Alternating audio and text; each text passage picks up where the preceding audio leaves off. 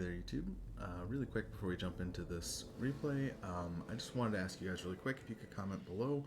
This video that I'm about to show you guys is basically a clip of me running over another player because either they are testing a new build or they are not even close to the same skill level as me. Let me know if this is some content that you guys are interested in seeing. Maybe I can go into more detail about things they could have done differently. But yeah, please comment below if this is content that you guys want to see.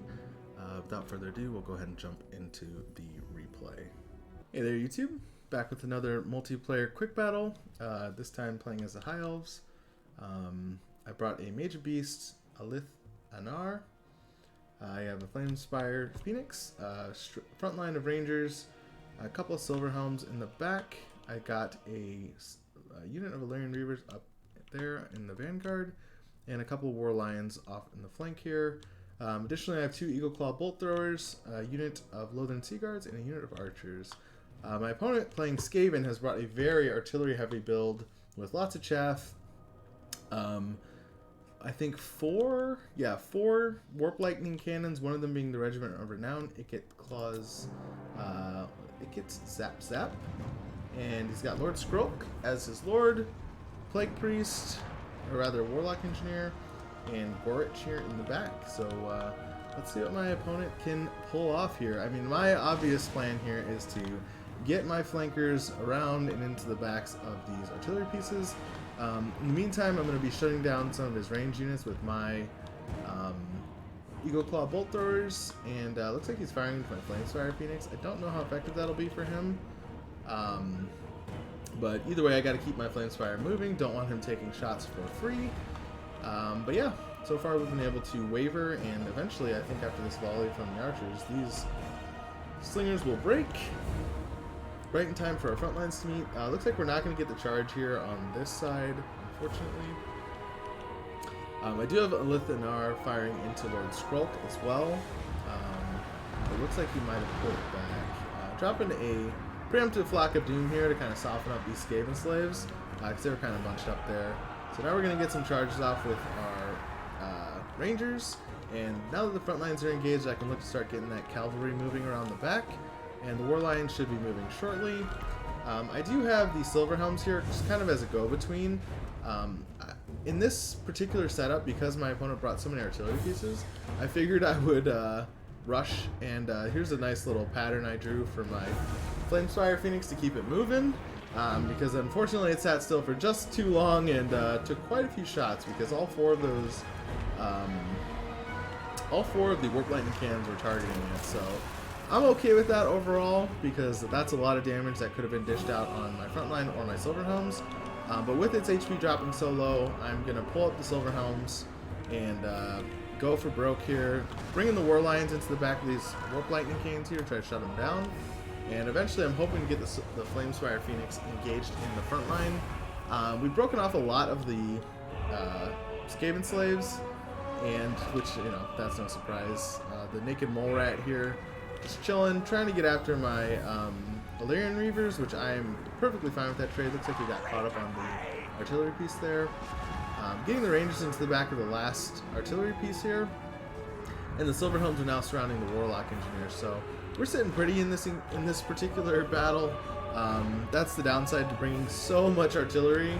There's no way in heck you're ever going to protect that stuff. So this one was pretty open and shut from the get-go.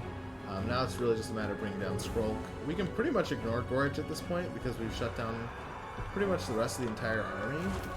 And presumably once we break Skrulk, that should be the end of it. So I'm going to be pulling off my War Lions here to help get after Skrulk.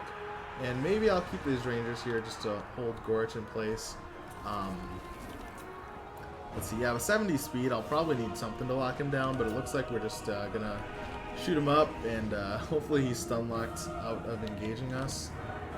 But yeah, this one's pretty much all of it over, so we'll just go ahead and fast forward here a little bit, see if anything interesting happens. I do. That's an interesting cast of the Plague spell there. It does bring down my Flame-Inspired Phoenix, which is kind of funny, and it does clear the crowd around Skrulk, so not a bad move on my opponent. Now he's charging my... Oh, the shot from the Lithanar there knocked him on his back. Good stuff. Gonna drop another summon here, looks like. An attempt to save Skrulk. Gorge is, or rather the Broodhor is on his way here to support this engagement, but that's how she wrote my opponent. So quick and easy one there. Yeah, just not a great build. I definitely do not recommend this. I don't even know if he spent all of his money, frankly, because I mean Skaven slaves are nothing in cost. There's only one Slinger, one Clan Rat, one Broodhor, although the Warp Lightning cans aren't quite expensive, so depending upon how many spells he brought in Skrulk.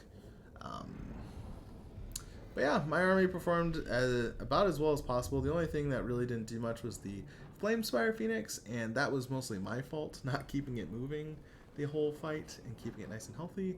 And then of course it did not get its revive when it went in on Skrulk, and he dropped that massive plague spell on it.